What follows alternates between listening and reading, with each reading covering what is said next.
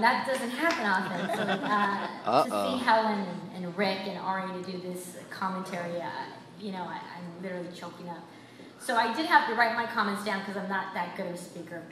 But I do have to tell you that every time I have to give a speech, I get this aha moment that either sparks a thought or a theme of what I want to feed off of and what I want to talk about. Oftentimes I get this aha moment when I'm driving, when I see a gardening truck, a man selling oranges, or when I read an anti-George Bush bumper sticker on a blue and white Volkswagen van. But this time has been a little bit different. For the last week, I have been pretty much stuck on what I wanted to say. And I've been really struggling with my creative juices, waiting for somehow this moment to magically appear. I was getting frustrated with my writer's block because today's award truly means so much to me. It's from an organization that I love, led by Raul and Amir, two prominent Latino leaders. And despite the only thing that I could think about was, how's Amir going to speak better Spanish than me? Is he really Persian? Go figure. So after about a week about thinking about this dichotomy, something happened. I was at an education town hall for the NCLR conference in Washington, D.C., and a group of experts, they were talking about the state of education, standardized tests, you know, the usual. And out of the blue, this young man, shaking, goes up to the front and he asks a question. He says, what are we missing as a Latino community that is hindering us from what other civil rights movements have accomplished?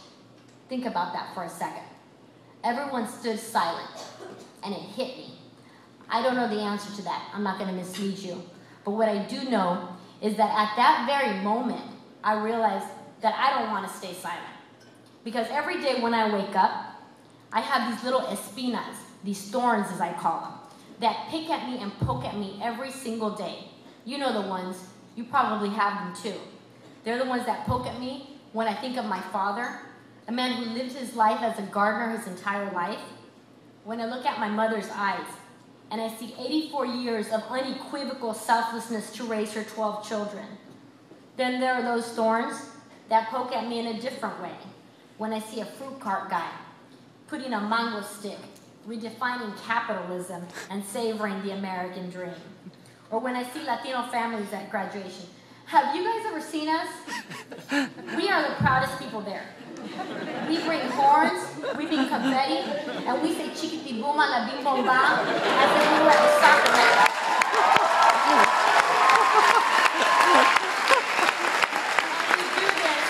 And we do this at a preschool graduation. These espinas, as I call them, were there my daily reminders of why I went to corporate America in the first place. Yes, I definitely have a job description that's on paper, but I also have one that is not. And that is to ensure that the stories that I just mentioned, and I have a lot of them, and you guys have a lot of them too, that these stories are told. Because you see, the facts are right in front of us. By 11:59 p.m. tonight, there will have been 822 children born to a Latina mother. That's 34 every hour, 1 every 2 minutes. Dr. David Hayes Bautista knows that very well. There has never been a more unique moment in history to be Latino than now. And Latinos, I have to tell you this, Latinos are the ones that are going to save America. Think about it.